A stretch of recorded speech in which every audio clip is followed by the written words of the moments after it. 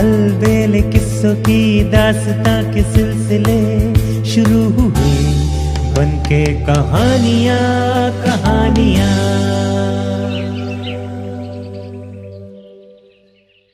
आइए सुनते हैं आज की कहानी बाबा का कंबल। बरसों पहले की बात है। किसी राज्य में राजा नीरज सिंह राज्य करते थे। वे बहुत ही नेक और दरिया दिल थे। प्रजा उनके गुण गाए नहीं थकती थी। पर उनके बेटे करण का स्वभाव विपरीत था। वो बहुत ही बिगड़ैल था। बचपन से ही नीरज सिंह और रानी निर्मला के लाड़ प्यार ने उसे इस कदर बिगाड़ दिया कि वे भी अपने बेटे के कर्मों को देखकर पछताते, उसे समझाते, पर वो सुनता नहीं था। लोग उसके कर्मों से परेशान थे, पर राज दरबार में जाकर शिकायत नहीं करते थे। एक दिन करण सुबह उठकर नित्य कर्म से निपटकर भोजन करने के पश्चात अपने दोस्तों की टोली के साथ निकल पड़ा। वो और उसके दोस्त घोड़ों पर सवार थे। सभी रात से दूर जंगल में पहुंच गए। वहां एक सुंदर हिरण का पीछा करते हुए करण अपने साथियों से बिछड़ गया। बहुत देर ढूंढने के पश्चात भी उसका कोई साथी नहीं मिल पाया। रात का अंधेरा धीरे धीरे गहराने लगा। जंगल में साए साए की आवाजें होने लगी। अपने घोड़े के साथ डरते हुए करण महल लौटने के लिए चल पड़ा। अचानक किसी जानवर की आवाज से घोड़ा जोर से हिनहिनाया और अपनी लगाम छुड़ाकर भाग गया। करण ने थोड़ी दूर तक उसका पीछा किया, पर घोड़ा जाने किधर जाकर गुम हो गया। करण मन ही मन सोचने लगा, अब तो किसी का भी सहारा नहीं रहा। किसी जानवर की नजर मुझ पर पड़ गई तो बेमौत मारा जाऊंगा। सभी दोस्त और घोड़ा भी गुम हो गए। अब अकेला कैसे महल जाऊं? हे भगवान, तू ही कोई रास्ता दिखला। वो धीरे धीरे आगे बढ़ने लगा। जंगल में जानवरों की भयंकर गूंजती आवाजें उसे बेचैन कर रही थी। ठंड के दिन होने से तन में ठिठुरन हो रही थी, क्योंकि महल से तो जो कंबल वो लेकर चला था वो घोड़े पर ही रह गया था। ठिठुरते हुए आगे बढ़ा। धीरे धीरे अंधेरा गहरा गया और ठंड भी बढ़ गई। अंधेरे में कुछ सूझ नहीं रहा था। बहुत दूर एक जगह रोशनी देखकर करण उधर ही बढ़ गया। वहां पहुंचने पर उसने देखा मिट्टी की झोंपड़ी बनी है। बड़ा सा कंदील जल रहा है। उसकी रोशनी दूर तक फैल रही है। अंदर झांक कर देखा, एक बाबा खाट पर कंबल ओढ़े बैठे भगवान के भजन गा रहे हैं। आहट सुनकर उन्होंने पूछा, कौन है? करण डरकर भागने लगा। वे बाहर आए और बोले, बेटे इधर आओ।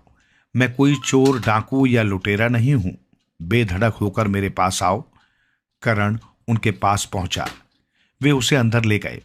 उसे ठिठुरते देख उन्होंने अपना ओढ़ा कंबल उतारकर उसे दे दिया। करण उन्हें कंबल वापस देते हुए बोला, बाबा ये आप क्या कर रहे हैं? आपको ठंड लगेगी। बाबा हंसते हुए बोले, मुझे तो यहां बरसों हो गए हैं। ठंड से मुकाबला करने की शक्ति मुझ में है। और उन्होंने कंबल करण को दे दिया। फिर उन्होंने पूछा, बेटे तुम कौन हो और यहां कैसे पहुंचे?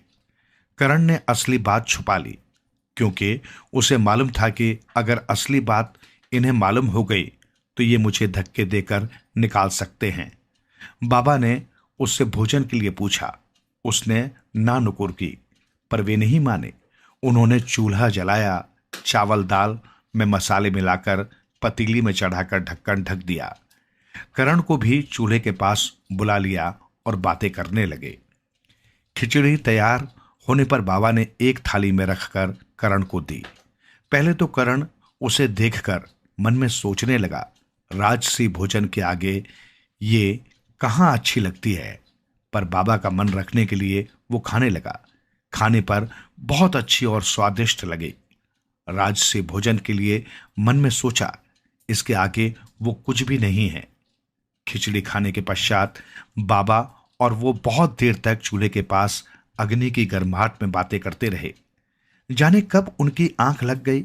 सुबह होने पर करण ने बाबा से कहा, आपने रात में मुझे आश्रय देकर बहुत कृपा की है। अब मैं जाना चाहता हूं। उसने बाबा के चरण छुए और जाने लगा। बाबा ने उससे ठिकाने के बारे में पूछा। उसने झूठ बोल दिया कि मेरा कोई ठिकाना नहीं है। बाबा उसे कंबल देते हुए बोले, बेटे, मैं तुम्हें जोर देकर रोक नहीं सकता, पर यह कंबल अपने साथ ले जाओ, ठंड के दिन है, तुम्हारे काम आएगा। उसने इनकार करना चाहा, पर बाबा ने जबरदस्ती दे दिया। वो चल पड़ा। बाबा बोले, कभी इधर आओ तो मिलना नहीं भूलना। करण कंबल लेकर चला गया। बहुत समय तक चलने के बाद जंगल खत्म हुआ। राज का रास्ता आया। उसने कंबल को फेंकना चाहा, पर उसकी अंतर आत्मा ने जैसे उसे धिक्कारा कि उस बूढ़े ने अपनी फिक्र न करते हुए तुम्हें अपना कंबल दिया और तुम हो के इसे फेंकना चाहते हो। करण कंबल लेकर महल पहुंचा। उसे देखकर पिता नीरज सिंह और माता निर्मला देवी खुश हो गए। उन्होंने उसे गले लगाया। रानी करण से बोली, बेटे, रात से हम जाग रहे हैं। कल तेरे दोस्तों ने आकर सारी बात बतलाई, तब से हम बेचैन हैं। हमने जंगल में अपने आदमी भी भेजे थे, पर वे निराश ही लौटे। तब से हमें नींद नहीं आई है। बेटा, चाहे कैसा भी हो, माता पिता के लिए तो वो आंखों का तारा ही रहता है। करण भी रोते हुए बोला, मां, तुम सच कह रही हो। आज मुझे समझ में आ गया है। उसके हाथ में कंबल देखकर राजा रानी ने कारण पूछा। उसने सारी बात बतलाई और बोला, बाबा के लिए गर्म कपड़े और जरूरत का सामान पहुंचाएं, पर उन्हें मेरे बारे में कुछ नहीं बताएं। राजा नीरज सिंह ने बाबा के पास सारा सामान पहुंचा दिया। उनके पूछने पर झूठ बोल दिया कि हमें आपके बारे में मालूम हुआ था, हमसे रहा नहीं गया और हमने सामान पहुंचा दिया। उस दिन के पश्चात करण का स्वभाव ही बदल गया। वो राजकाज के काम में अपने पिता का हाथ बटाने लगा। बुरी संगत भी छोड़ दी। राजा नीरज सिंह और रानी निर्मला समझ गए कि ये सब बाबा और बाबा द्वारा दिए गए कंबल का ही कमाल है। वे मन ही मन बाबा को दुआएं देते थे। आइए सुनते हैं आज की कहानी, एकता की ताकत। काफी समय पहले की बात है। किसी गांव में एक बहुत ही ईमानदार और परोपकारी जमींदार रहता था। उसके 3 बेटे थे। जमींदार जितना ईमानदार और परोपकारी था, उसके तीनों बेटे उतने ही बेईमान और आलसी थे। वे दिन भर पड़े रहते और जब कोई काम करने की बात होती तो आपस में लड़ने लगते। तीनों भाई गांव वालों को सताने से भी बाज नहीं आते। उसी गांव में एक गरीब रामधन के भी 3 बेटे थे। जमींदार के खेतों पर दिन भर कड़ी मेहनत से काम करते, लेकिन बदले में उन्हें इतना कम पैसा मिलता कि उनके परिवार को पेट भर भोजन भी नसीब नहीं होता। फिर भी वे खाली बैठने की अपेक्षा जमींदार के खेतों पर ही काम करते रहे। एक दिन अचानक जमींदार की मृत्यु हो गई। उसके मरते ही तीनों बेटे और भी निरंकुश हो गए। अब वे आपस में दिन भर लड़ते और गांव वालों को भी अधिक सताते। एक दिन रामधन के बेटों को जरा सी बात पर उन्होंने मारा पीटा और नौकरी से निकाल दिया। वृद्ध रामधन बड़ा दुखी था। 1 माह से उसके जवान लड़के बेरोजगार थे। छोटे पोते पोतियों का दुख उससे देखा न जाता था। उसके पास जो कुछ भी था वो सब समाप्त हो चुका था। एक दिन उसने अपने तीनों बेटों को बुलाया और बोला, बच्चों, 1 माह से तुम लोग बेकार हो। मेरे पास जो कुछ था मैंने खर्च कर दिया, अब कुछ भी नहीं बचा। तुम्हारे छोटे छोटे बच्चों का दुख मुझसे देखा नहीं जाता।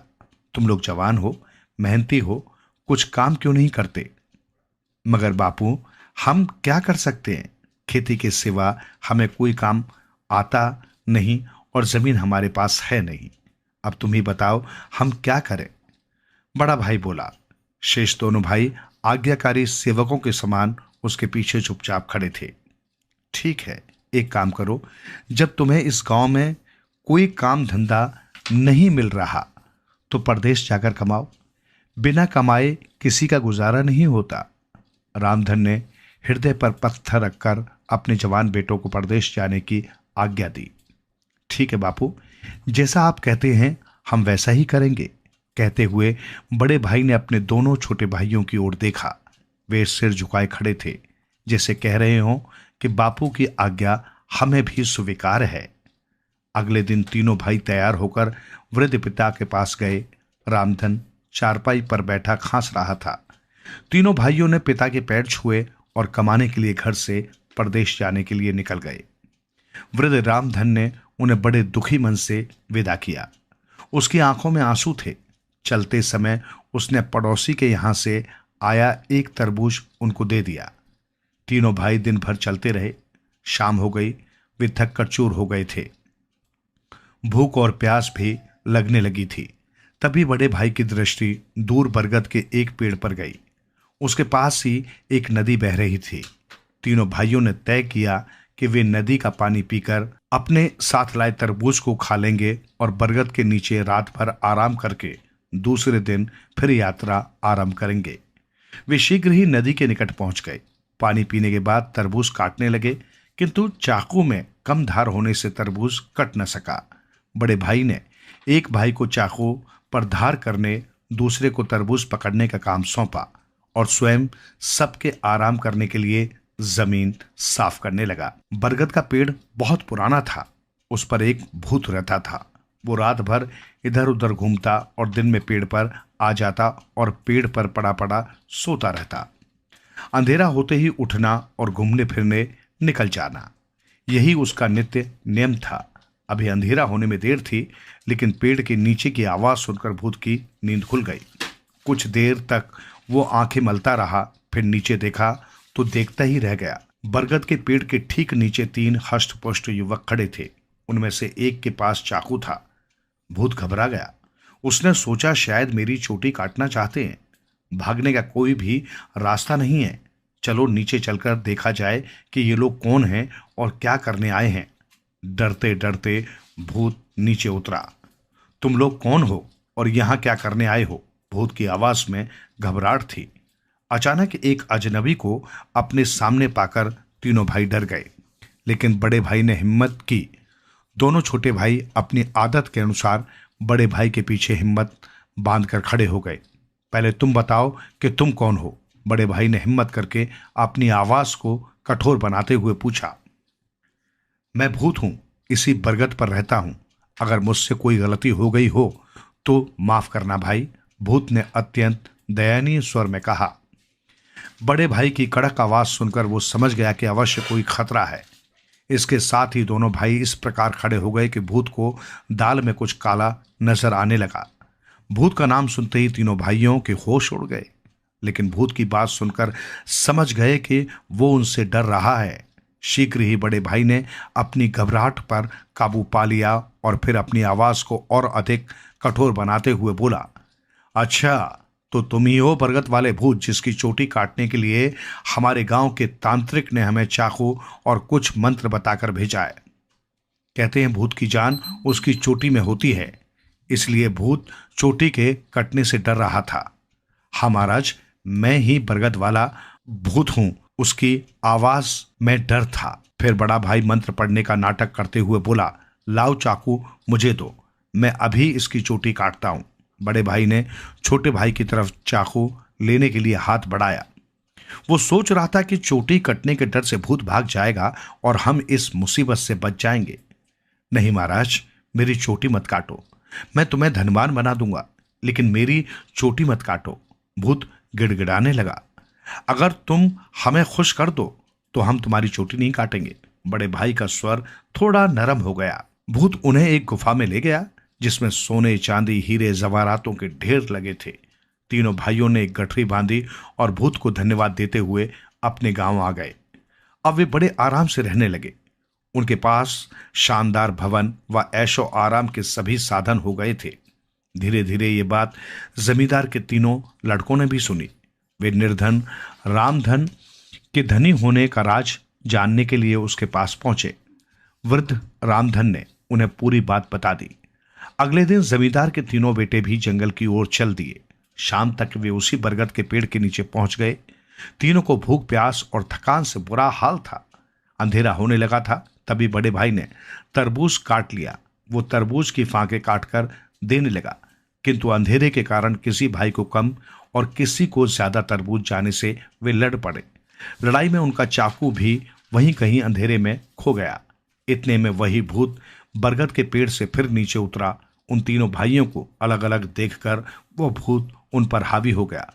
उसने कड़क कर कहा, तुम कौन हो? तीनों भाइयों ने कहा, हम भूत के बाप हैं, तुझे मजा चखाएंगे। भूत ने उनसे भी कड़कती आवाज में कहा, तुम तो पहले ही आपस में लड़ रहे हो। लड़ते लड़ते तुमने अपना हथियार चाकू भी खो दिया है। तुम मुझे क्या मजा चखाओगे? तुम उन तीनों भाइयों का मुकाबला नहीं कर सकते। उनमें एकता है, वे ईमानदार हैं, अपने हाथों से मेहनत करना जानते हैं, वे स्वार्थी भी नहीं हैं। उन्होंने अपने पिता की आज्ञा का पालन भी किया है। उनकी इसी ताकत के कारण मुझे उनकी सहायता करनी पड़ी, मगर तुम्हें तो फूटी कौड़ी भी नहीं मिलेगी। ये कहकर भूत ने उन तीनों को मार मार कर अधमरा कर दिया, उनके कपड़े फाड़ दिए। हताश तीनों भाई किसी तरह अपने घर लौट आए। वास्तव में शुद्ध कर्मशील प्रभु भक्त लोग किसी न किसी बहाने से प्रभु के आशीर्वाद के भागीदार बन ही जाते हैं।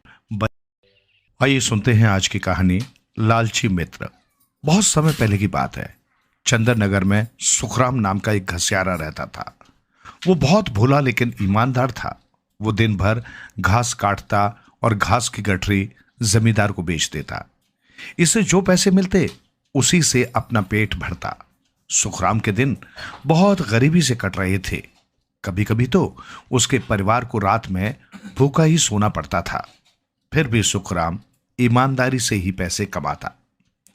एक दिन सुबह जब वो जंगल में घास काट रहा था कि अचानक आकाश में घने बादल घिर आए और देखते ही देखते गरज के साथ पानी की बौछारें पड़ने लगी। सुखराम अपनी घास की गठरी समेटकर बरगद के पेड़ के नीचे बैठ गया। पानी बहुत तेजी से बरसने के कारण सुखराम पानी से पूरी तरह भीग गया था। सुखराम देर तक पेड़ के नीचे बैठा रहा, लेकिन पानी बरसता ही चला जा रहा था, रुकने का नाम नहीं ले रहा था। ठंड से उसका शरीर कांपने लगा। तभी अचानक सामने से कुछ फुसफुसाहट की आवाजें सुनाई पड़ी। उसने नजरें उठाकर सामने पीपल के पेड़ की तरफ देखा। पेड़ के आसपास उसे कोई न दिखा, लेकिन फुसफुसाहट की आवाज अब भी सुनाई पड़ रही थी। सुखराम उस आवाज को अब और ध्यान से सुनने लगा। उसे लगा जैसे उससे कोई कुछ कह रहा हो। इस वीरान जंगल में आदमी की आवाज सुनकर सुखराम डरने लगा। उसने हिम्मत जुटाकर जोर से कहा, कौन है? तभी पीपल के पेड़ से धुआं उठा और धुएं से एक दैत्य सामने आया। दैत्य ने सुखराम से कहा, तुम डरो मत, मैं तुम्हारा नुकसान नहीं करूंगा, बल्कि तुम्हारी गरीबी और ईमानदारी को समझकर तुम्हें कुछ धन देना चाहता हूं। लेकिन तुमको भी मुझे एक वचन देना होगा कि अब तुम इस पीपल के पेड़ के नीचे की घास कभी नहीं काटोगे। सुखराम कुछ देर तक उस दैत्य को देखता रहा, फिर साहस बटोरकर बोला, इस पेड़ के नीचे की घास बहुत मुलायम है, इसका अच्छा दाम जमींदार मुझे देता है, इसलिए मैं यहां की घास काट रहा हूं। सुखराम ये कहता हुआ तेज कदमों से अपने घर की ओर चलने लगा। तभी दैत्य ने पीछे से आवाज देकर कहा, सुखराम, मैं तुम्हें खाली हाथ नहीं जाने दूंगा। इस पीपल के पेड़ के नीचे गड्ढे में बहुत धन है, इसमें से तुम अपनी जरूरत भर का धन ले जा सकते हो। सुखराम उस गड्ढे में से कुछ धन लेकर अपने घर पहुंचा। घर पहुंचकर सुखराम ने अपनी पत्नी को सारी बातें बताई। उसकी पत्नी रुपए देखकर बहुत खुश हुई। अब सुखराम के दिन बड़े मजे से कटने लगे। सारा गांव आश्चर्य में था कि सुखराम अचानक कैसे धनी हो गया। सुखराम का एक पड़ोसी मित्र दीनू बहुत लालची आदमी था।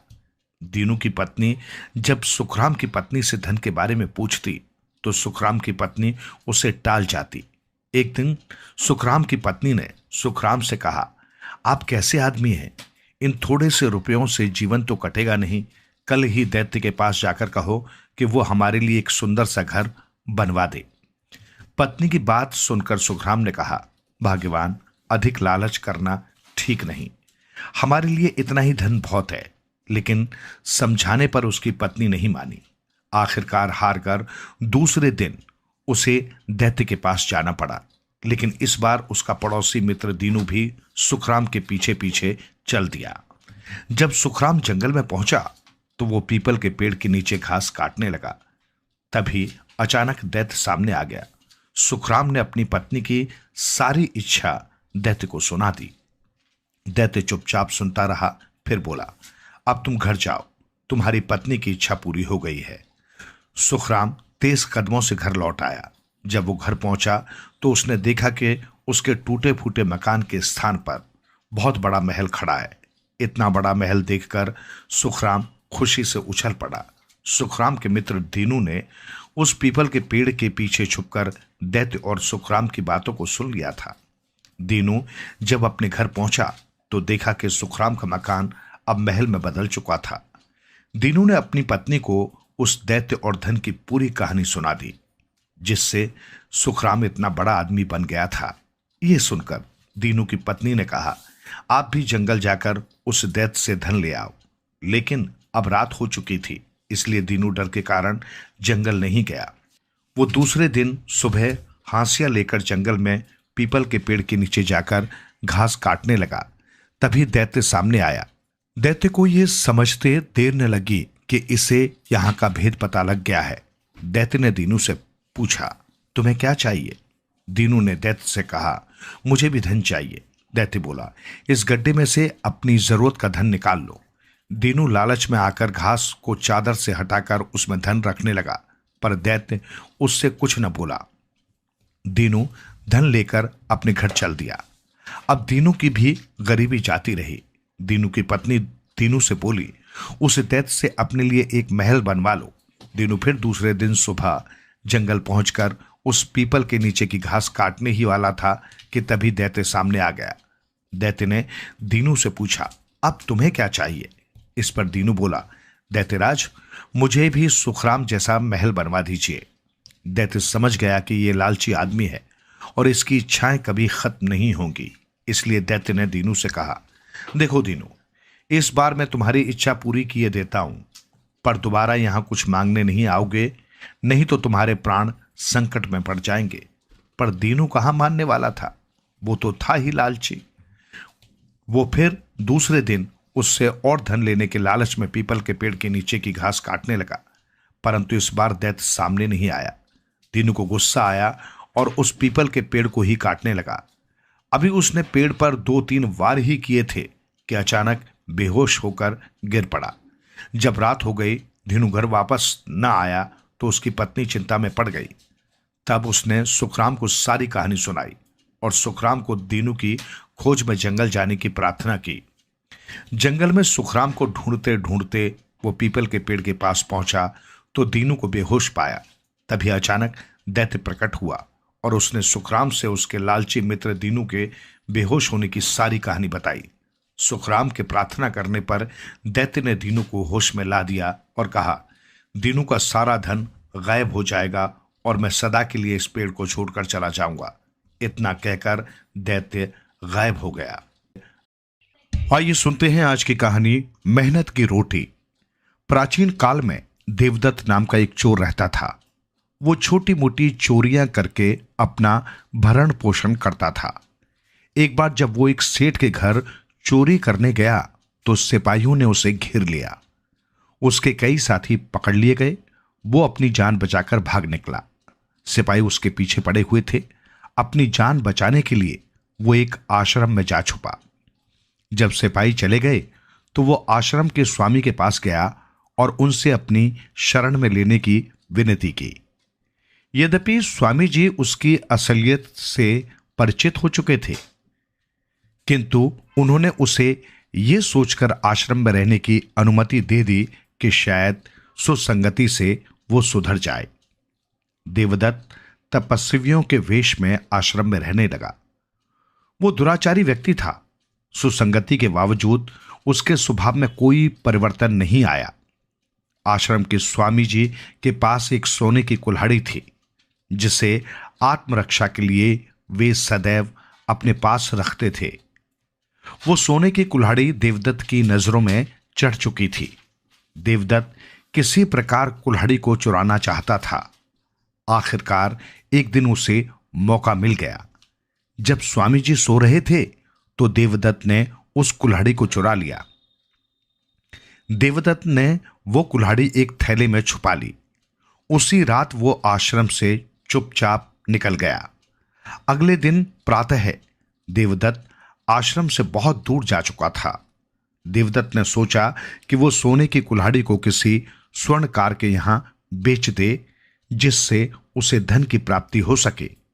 ये सोचकर देवदत्त एक स्वर्णकार के पास पहुंचा और सोने की कुल्हाड़ी का सौदा तय करने लगा। स्वर्णकार ने सोने की कुल्हाड़ी दिखाने को कहा। देवदत्त ने जैसे ही कुल्हाड़ी को निकाला, उसके आश्चर्य का ठिकाना न रहा। सोने की कुल्हाड़ी की जगह उसके थैले से लोहे की कुल्हाड़ी निकली। ये देख देवदत्त के पैरों के नीचे की जमीन खिसक गई। उसे यकीन नहीं हो रहा था कि एक रात में इतना परिवर्तन कैसे हो सकता है। स्वर्णकार ने जब लोहे की कुल्हाड़ी देखी तो देवदत्त को फटकारते हुए अपनी दुकान से निकाल दिया। देवदत्त को स्वर्णकार के ऊपर गुस्सा आ रहा था, साथ साथ उसे इस बात का आश्चर्य भी हो रहा था कि सोने की कुल्हाड़ी लोहे की कुल्हाड़ी में कैसे परिवर्तित हो गई। देवदत्त लोहे की कुल्हाड़ी के लिए भटकता रहा, किंतु उसे उसका कोई ग्राहक नहीं मिला। थक हार कर वो एक वृक्ष के नीचे बैठकर आराम करने लगा। उसे इस बात की चिंता थी कि वो अपनी आवश्यकताओं की पूर्ति कैसे कर पाएगा, और इस बात का दुख भी था कि उसने स्वामी जी को धोखा देकर कुल्हाड़ी चुराई क्यों। उसे लगा कि जैसे उसे उसकी करनी का फल मिल गया हो। वो भूख और प्यास से व्याकुल था। वो उदास मन से बैठा ही था कि अचानक उसकी नजर सामने वन में कार्य कर रहे मजदूरों पर गई। वे लकड़ियां काट रहे थे। देवदत्त के दिमाग में विचार आया कि क्यों न वो भी रोजी रोटी के लिए कुछ काम ही करे। इसके अलावा उसे कोई दूसरा विकल्प नजर नहीं आ रहा था। पेट की आग बुझाने के लिए कुछ न कुछ तो करना ही तो था। अतः मन में निश्चय कर वो ठेकेदार के पास जा पहुंचा और उससे काम देने का आग्रह किया। ठेकेदार ने उसे लकड़ी काटने का काम दे दिया, जिसे उसने हंसी खुशी स्वीकार कर लिया। उसके पास कुल्हाड़ी तो थी ही, अतः वो अविलंब अपनी कुल्हाड़ी लेकर लकड़ी काटने चल पड़ा। उस दिन देवदत्त ने खूब मेहनत की। ठेकेदार उसके काम से बहुत प्रसन्न हुआ और उसे पारिश्रमिक के रूप में कुछ स्वर्ण मुद्राएं दी। साथ ही अगले दिन भी आने को कहा। देवदत्त स्वर्ण मुद्राएं पाकर अति प्रसन्न हुआ। वो उन मुद्राओं से बाजार से आवश्यक वस्तुएं खरीद लाया। शाम को देवदत्त ने अपने हाथों से भोजन तैयार किया। रोटियां देवदत्त को आज कुछ ज्यादा ही मीठी लग रही थी, क्योंकि वो मेहनत की रोटियां थी। उसे ज्ञात हो चुका था कि जो वस्तु मेहनत से प्राप्त होती है वो आत्मा को कितना सुकून व आनंद प्रदान करती है। उन रोटियों का स्वाद देवदत्त को इतना अच्छा लगा कि उसने मेहनत की रोटी ही कमाने का निश्चय कर लिया। आइए सुनते हैं आज की कहानी। आज की कहानी है 4 शिक्षाएं। पक्षी अपनी मस्ती में उड़ते रहते हैं। इनका न घर होता है, न इन्हें अन्य या दूसरी वस्तुओं के संग्रह की इच्छा होती है। मेरी पेट लगा हुआ है, ये पेट ही सब कुछ करवाता है। पक्षियों का झुंड आकाश में उड़ रहा था। कभी बहुत ऊपर चला जाता, कभी नीचे आ जाता। अगला पक्षी जिस ओर रुख करता, सभी उस ओर उड़ चलते। कोई उनके रास्ते में नहीं था। वे बिना किसी बाधा के आकाश में उड़ रहे थे। बुरा समय आते देर नहीं लगती। पक्षियों की नजर जमीन में बिखरे दानों पर पड़ी। दानों को देखते ही उनके मुंह में पानी भर गया। पेट में चूहे दौड़ने लगे और पक्षी धरती पर उतर आए। पक्षी नीचे उतरकर दाना चुगने लगे। सभी पक्षी नीचे उतर गए थे। एक पक्षी कमजोर था जो अभी नीचे नहीं पहुंचा था। ये पक्षी भी पूरा जोर लगाकर धरती पर पहुंचना चाहता था। इसके धरती पर लगने से पहले ही सभी पक्षी जमीन पर बिछाए जाल में फंस गए और चिल्लाने लगे। ये देखते हुए भी वो कमजोर पक्षी अपने साथियों के पास जाने की इच्छा करने लगा, क्योंकि उसका अकेले रहना भी आसान न था। तब तक जाल बंद हो चुका था। शिकारी अपने जाल को समेट रहा था। पक्षी ने अपने पैर खींच लिए और फड़फड़ाता हुआ एक ओर उड़ चला। अपने साथियों को जाल में फंसा देख इसकी भी मर जाने की इच्छा हुई थी, किंतु धीरे धीरे ये भावना जाती रही। मरना भी तो कठिन है। कहा है, सोने के बराबर सुख नहीं, मरने के बराबर दुख नहीं। कुछ दूर जाने पर पक्षी थक गया और एक डाल पर बैठ गया। तभी एक कौए की नजर उस पर पड़ी। कौआ तो सबसे चालाक पक्षी है। इसने भांप लिया कि ये पक्षी कुछ कमजोर है। वो इस पर झपटा। पक्षी को लगा कि उसकी जान तो कीमती है। उसने उड़कर बचना चाहा। वो उड़ता रहा और थक कर एक डाली पर बैठ गया। कौआ उसके पीछे लगा रहा। कौए ने फिर झपट्टा मारा तो पक्षी नीचे गिर गया। कौआ फिर झपटा, वो झाड़ियों में घुस गया। झाड़ियां इतनी घनी थी कि कौए का वहां घुस पाना आसान न था। कौए ने शोर मचाकर अपने साथी भी बुला लिए, किंतु वे पक्षी को मारने में सफल न हुए। हार कर कौए चले गए। पक्षी को अब झाड़ियों में सुरक्षित घर मिल गया। वो थोड़ा सा बाहर निकलता और चौक चौक कर झट से झाड़ियों में छिप जाता। इन झाड़ियों में एक छोटा सा पीपल का पेड़ था। एक बार एक साधु इस पीपल के नीचे अपने शिष्यों सहित बैठ गया। पक्षी साधु का क्रियाकलाप देखता रहा। शिष्य दिन भर बाहर जाकर भिक्षा मांगते और शाम होते ही वहां आ जाते। रसोई बनाई जाती। ईश्वर के नाम पर खाने से पहले कुछ अन्न रख दिया जाता। पक्षी झट से निकलता और वो अन्न खाकर अपने घर में सुरक्षित बैठ जाता। भोजन से निर्वृत्त होकर साधु उपदेश देने लगता और शिष्य ध्यान से सुनते। इस तरह कई दिन बीत गए। शिष्यों के साथ साथ पक्षी को भी ज्ञान हो गया और वो मनुष्यों की भांति बोलने लग पड़ा। शिष्यों के साथ पक्षी का भी कल्याण हो गया।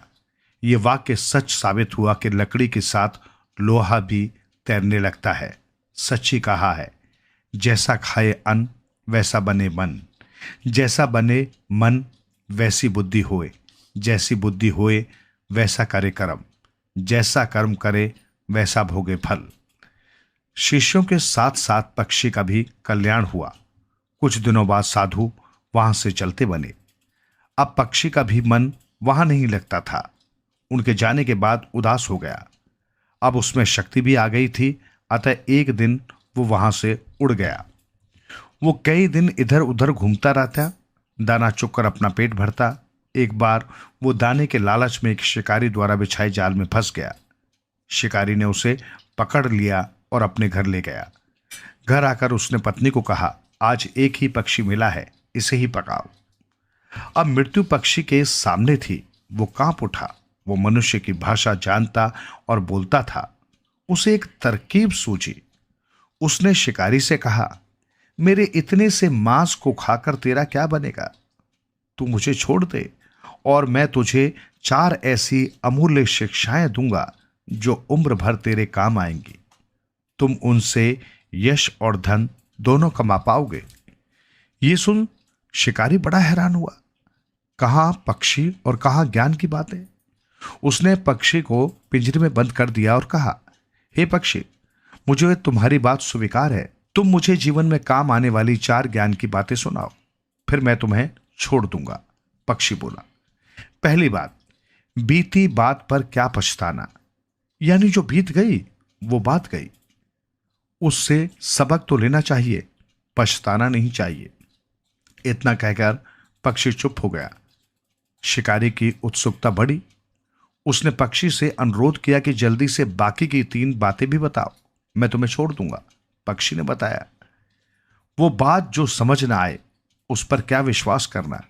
भैया, जो बात समझ में ही ना बैठे उस पर कभी विश्वास न करो, नहीं तो नुकसान उठाओगे।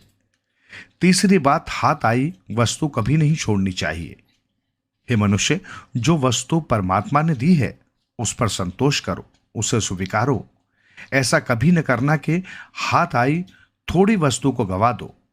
पक्षी चुप हो गया। शिकारी प्रार्थना करने लगा कि चौथी बात भी झट से बता दो। पक्षी ने कहा, मैंने अपने वचन अनुसार 3 अमूल्य बातें तुम्हें बता दी। चौथी बात बहुत ही अमूल्य है। ये बहुत ही पवित्र है। ये लोहे के पिंजरे में किसी बंधन में नहीं सुनाई जा सकती। अतः तुम पहले मुझे आजाद करो, तभी चौथी बात सुनाऊंगा। इस अमूल्य शिक्षा को सुन तुम अमर हो जाओगे। तुम्हारे बच्चे अमर हो जाएंगे। यदि तुम सुनने की इच्छा रखते हो तो पहले मुझे बंधन मुक्त करो।